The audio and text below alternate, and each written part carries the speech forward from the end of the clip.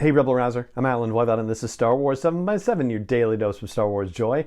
And thank you so much for joining me for it. So we are going to start another mini-series of looks at short stories in Return of the Jedi from a certain point of view with a big focus on the Battle of Endor.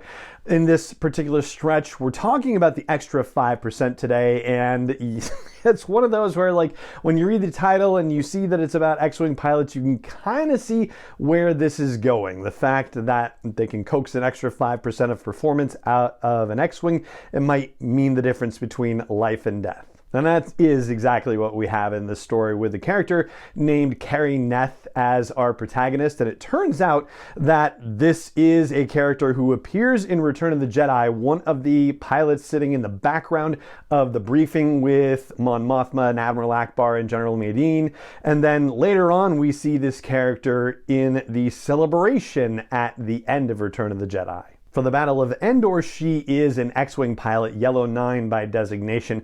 But prior to that, she spends most of her time working as ground support along with her friend Lana. And the two of them have a very deep friendship, but also sort of an unspoken, romantic bond that is unrequited at this point. But the promise of it being fulfilled is going to come at the end of the story, which is a very lovely thing. Lana is also a capable pilot, but both Carrie and Lana, they don't always get the chance to fly because the Alliance doesn't always have enough ships for the number of pilots that they have. And in this particular case, one of them gets to fly, which is Carrie, because somebody has said she's the better pilot.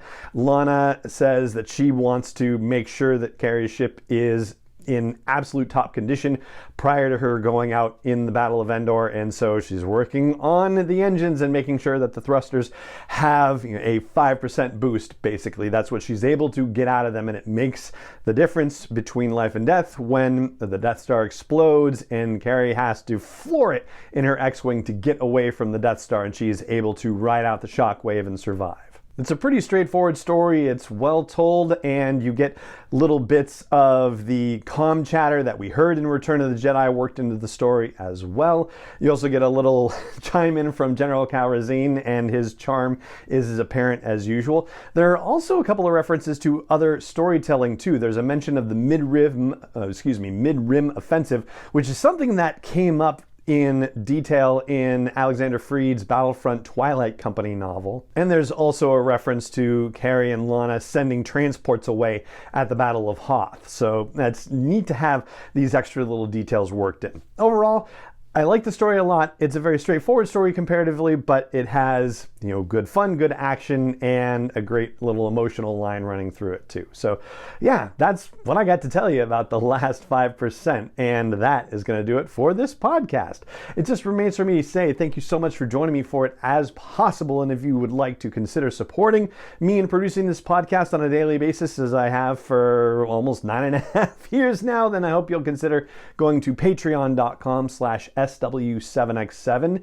That's patreon.com/SW7x7.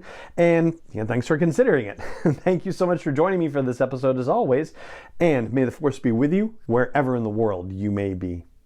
Star Wars 7x7 is not endorsed or sponsored yet by Lucasfilm Limited, Disney, or 20th Century Fox, and is intended for entertainment and information purposes only. Star Wars, the Star Wars logo, all names and pictures of Star Wars characters, vehicles, and any other Star Wars related items are registered trademarks and/or copyrights of Lucasfilm Limited, or their respective trademark and copyright holders. May the Force be with them. All original content is copyright by Star Wars 7x7. We hope you love it.